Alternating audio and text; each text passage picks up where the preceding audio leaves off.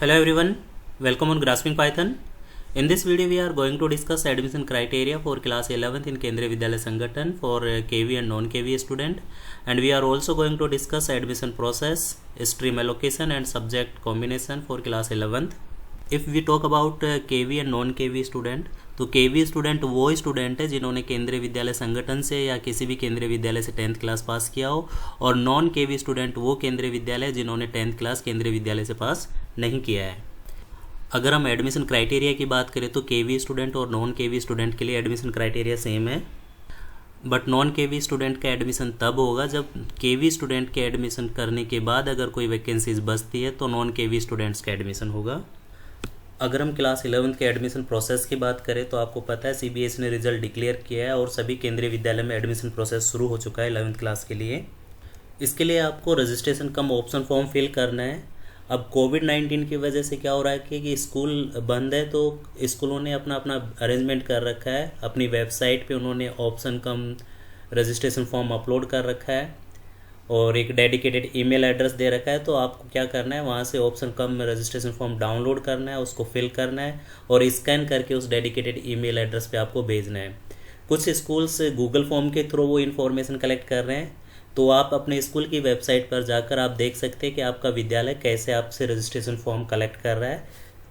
ये डिपेंड करता है आपके स्कूल टू स्कूल, तो आपको स्कूल की वेबसाइट के बारे में पता होना चाहिए। अगर आपको नहीं पता है तो आप गूगल में जाके सर्च कर सकते हैं, या फिर आप केंद्रीय विद्यालय संगठन की वेबसाइट पे जाके भी आप अपने विद्यालय की वेबसाइट सर्च कर सकते हैं। कैसे सर्च करेंगे वो मैं आपको बता देता हूँ। इसके लिए आपको केंद्रीय विद्यालय संगठन की वेबसाइट ओपन करनी है। केंद्रीय विद्यालय संगठन की वेबसाइट जैसा कि आप देख रहे होंगे kvsangathan.nic.in है, आप ये गूगल में जाके भी ओपन कर सकते हैं। देन इसके बाद आपको जाना है अबाउट KVS। अबाउट KVS के अंदर डायरेक्टरीज नाम का एक लिंक दे रखा है, आप उस पे जाएंगे। देन वहाँ पे जाने के बाद आप डायरेक्टरीज ऑफ KVS इस पे आप क्लिक करेंगे। जैसे इस पे क्लिक करेंगे तो देखिए एक विंडो आपके सामने ओपन होगा। इसमें आपसे रीजन सेलेक्ट करवा रहा है, तो यहाँ पे आप रीजन सेलेक्ट कर लीजिए, जैसे for example Delhi region. Then इसके बाद यहाँ पे आपसे स्कूल्स के नाम आ जाएंगे। जिस भी स्कूल को आपको सर्च करना है उस स्कूल को सर्च कर लीजिए। जैसे मैंने यहाँ पे नंबर 1 दिल्ली कैंट लिख दिया। देन इसके बाद सर्च किया तो यहाँ पे देखिए जैसे आप सर्च करेंगे तो केंद्रीय विद्यालय नंबर 1 दिल्ली कैंट आ चुका है। इसकी वेबसाइट यहाँ पे ये है। तो आप किसी भी स्कूल को इस तरीके से आप सर्च कर सकते हैं। फॉर एग्जांपल अगर आपको जयपुर रीजन का सर्च करना है तो आप जयपुर रीजन में जाइए। यहाँ पे जयपुर रीजन के सारे स्कूल्स होंगे। जो भी स्कूल आपको देखना है, जैसे नंबर 1 जोधपुर देखना है AFS, तो आप इसको, या अलवर आपको सर्च करना है तो आप अलवर पे क्लिक करिए और सर्च कर लीजिए। जैसे आप सर्च करेंगे तो ये स्कूल की वेबसाइट आपकी है, इस पर आप क्लिक करिएगा। जैसे आप क्लिक करेगा तो ये रिडायरेक्ट करेगा नेक्स्ट पेज पे और केंद्रीय विद्यालय अलवर की वेबसाइट ओपन हो चुकी होगी। और इस वेबसाइट के अंदर ये अनाउंसमेंट के अंदर देखिएगा, यहाँ पे नोटिस डाल रखा होगा उन्होंने, स्कूल वालों ने। ये स्कूल टू स्कूल वेरी करता है। रजिस्ट्रेशन आपका शुरू हो चुका है। अगर आप देखेंगे तो इन्होंने देखिए 11th क्लास के लिए यहाँ पे डाल भी दिया है, class 11th admission option form. यहाँ से आप क्या कर सकते हैं, for home candidate means for KV student only. आप यहाँ से इसको डाउनलोड करिए। डाउनलोड करने के बाद आप क्या करिए, इसको फिल करिए और फिल करने के बाद आप क्या कर दीजिएगा, इसको सबमिट कर दीजिएगा। और सबमिट करने के लिए भी इन्होंने कुछ ना कुछ बता रखा होगा कि आपको ईमेल पे भेजना है या फिर आप किस तरीके से आप सबमिट कर सकते हैं। डिपेंड करता है वो आपका कोविड-19 की वजह से जो भी सिचुएशन है, लॉकडाउन या आपका स्कूल बंद है, तो वो बता रखा होगा उन्होंने। तो ये था आप अपने स्कूल में अपना रजिस्ट्रेशन कम ऑप्शन फॉर्म कैसे सबमिट करेंगे।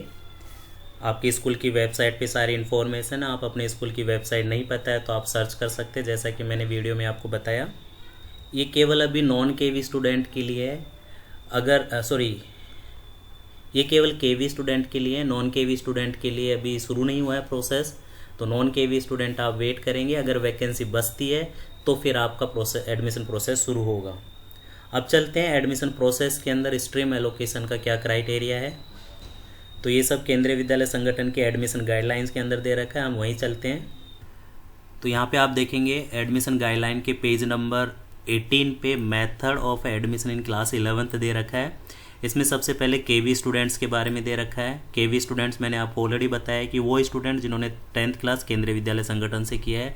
नॉन KV स्टूडेंट वो है जिन्होंने 10th क्लास किसी दूसरे स्कूल से किया है, केंद्रीय विद्यालय संगठन से नहीं किया है।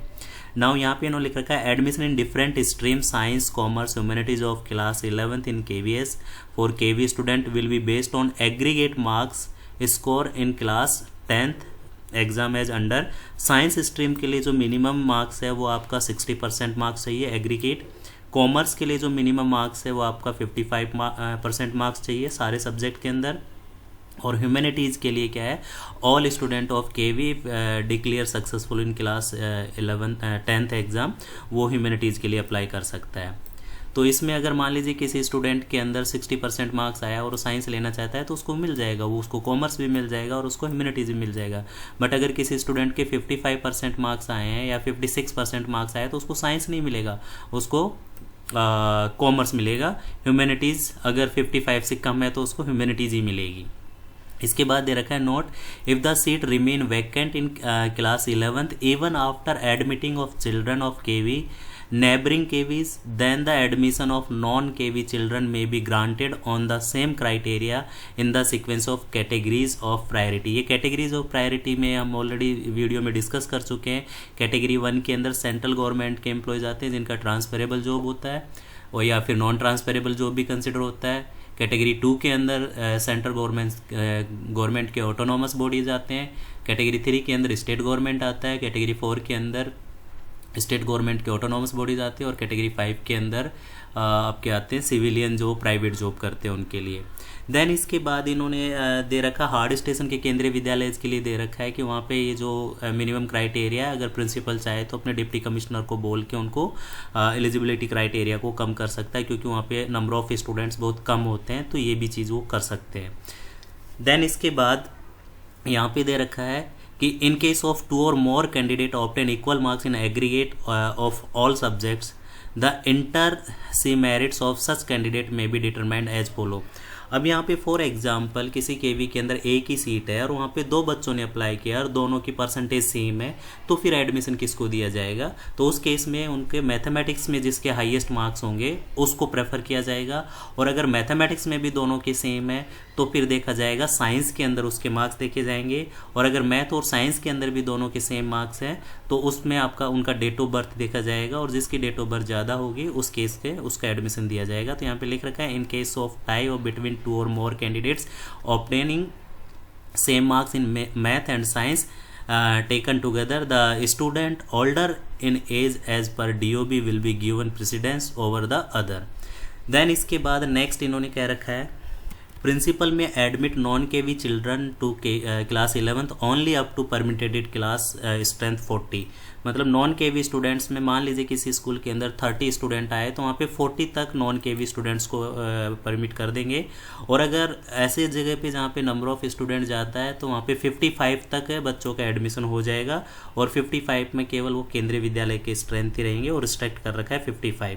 अगर इससे ज़्यादा आता है तो प्रिंसिपल के ऊपर डिपेंड करता है कि वो सेक्शन यहाँ पे मतलब खुलवाना चाहें या ना खुलवाना चाहे, वो उनके ऊपर डिपेंड करता है। देन यहाँ पे केंद्रीय विद्यालय संगठन के अंदर कुछ कंसेशंस भी है। जो बच्चे स्पोर्ट्स में अच्छा करते हैं, एनसीसी में अच्छा कर चुके हैं, स्काउट एंड गाइड के अंदर कर चुके हैं या फिर स्काउट एडवेंचर एक्टिविटी के अंदर पार्टिसिपेट कर चुके हैं, तो उनके लिए यहाँ पे कुछ परसेंटेज का एग्रीगेशन दे रखा है, यहाँ पे छूट मिलती है, उनको कंसेशन मिलता है। तो यहाँ पे देखिए सीरियल नंबर 1 पे दे रखा है पार्टिसिपेशन इन SGFI और इक्वलेंट लेवल या A certificate and participation in republic और PM रैली या फिर राष्ट्रपति पुरस्कार अवार्ड सर्टिफिकेट है तो उसको 6 मार्क्स इन एग्रीगेट दिया जाएगा। 6% मार्क्स मीन्स उसकी परसेंटेज 6 से इंक्रीज कर देंगे। देन अगर उसमें participation at KVS national level state level है या फिर A certificate and best cadet in district state level है तो उसको 4% का दिया जाता है। या फिर उसके बाद जो पार्ट C के अंदर है उसमें 2% का एग्रीगेट मार्क्स दिया जाता है। अब इसमें क्या है कि अगर किसी बच्चे की परसेंटेज कम बनी और वो साइंस स्ट्रीम लेना चाह रहा है और वो एलिजिबल नहीं है एज पर द क्राइटेरिया, तो अगर उसने इनमें से किसी में भी पार्टिसिपेट किया है तो उसका सर्टिफिकेट उसको अपलोड करना पड़ेगा या सबमिट करना पड़ेगा और उसके बेस पे इनको क्या मिल जाएगा, क्राइटेरिया। अब फॉर एग्जांपल किसी स्टूडेंट ने इसके अंदर पार्टिसिपेट किया है KVS रीजनल लेवल और डिस्ट्रिक्ट लेवल और KVS नेशनल लेवल में भी किया है, तो दोनों में से किसी एक का उसको बेनिफिट मिलेगा और जो मैक्सिमम होगा उसका बेनिफिट मिलेगा। तो यहाँ पे इन्होंने लिख रखा है, आगे भी बात करेंगे। देन नेक्स्ट इन्होंने क्या रखा है कि student belong to SC ST OBC divyang PS would be given up to gradation in aggregation of 4% marks of the purpose of admission in class 11th। अगर SC ST OBC और फिजिकली हैंडीकैप हो तो उसको 4% का कंसेशन यहाँ पे मिलेगा। It means उसकी परसेंटेज में 4% ऐड कर दिया जाएगा। देन नोट के अंदर बहुत इंपॉर्टेंट चीज़ इन्होंने की है कि maximum concession under sports game NCC scout guide adventure will not be exceed 4% in aggregate. In case of eligibility for more than one concession under the different category as mentioned A and B above, only one concession having the maximum advantage to the candidate will be allowed. The same benefit may be extended to non-KV student for the fresh admission in KV. कहने का मतलब यही है कि इसके अंदर अगर आपने किसी में पार्टिसिपेट्स ए में भी ए कैटेगरी वाले जितने भी सर्टिफिकेट्स है वो भी और बी भी है तो आपको यहाँ पे केवल एक का मिलेगा। इट मीन 6% एग्रीगेट मिलेगा जो मैक्सिमम है।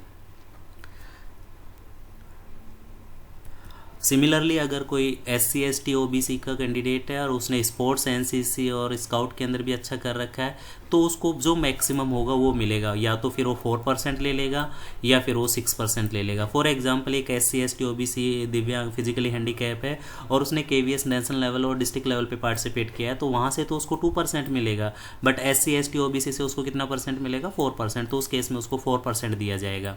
अगर दूसरा केस ले उन्होंने SGFI खेल रखा है तो यहाँ पे उसको 6% मिल रहा है और SC ST का बेनिफिट उसको 4% मिल रहा है तो उस केस में उसको 6% मार्क्स का बेनिफिट यहाँ से दिया जाएगा।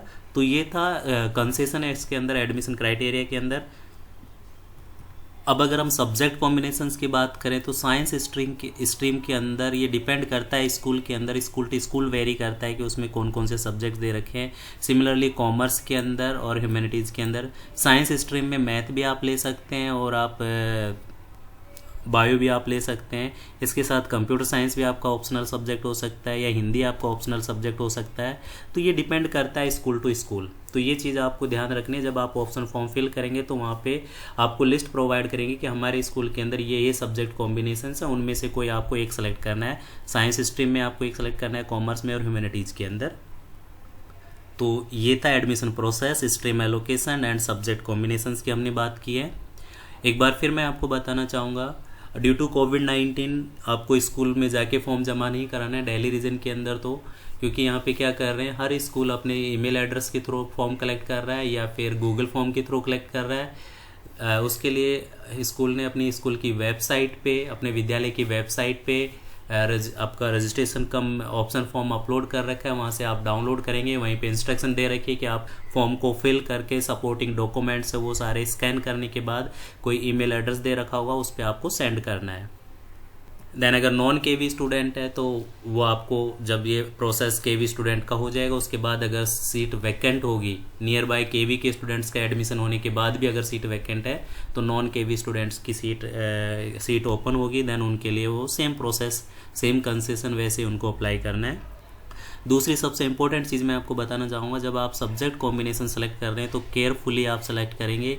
जब आप अपना ऑप्शन कम रजिस्ट्रेशन फॉर्म फिल करेंगे तो उसके अंदर आपसे CBSE की मार्कशीट की फ़ोटोकॉपी मांगेंगे, आपके supporting documents SC ST OBC के सर्टिफिकेट्स या फिर आपके स्पोर्ट्स के NCC या स्काउट के अंदर या एडवेंचर एक्टिविटी का कोई सपोर्टिंग डॉक्यूमेंट्स है वो आपसे अपलोड करवाएंगे। देन आपसे अपना CBSE का रोल नंबर आपसे पूछेंगे और आपका सब्जेक्ट कॉम्बिनेशन आप जो सेलेक्ट करेंगे वो केयरफुली आप सेलेक्ट करेंगे।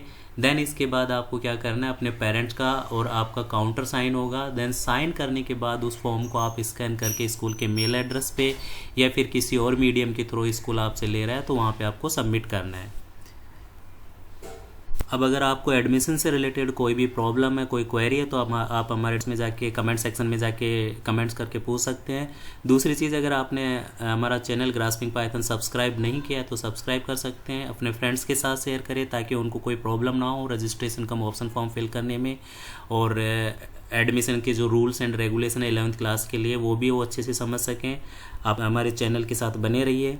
Thank you. जय हिंद, जय भारत।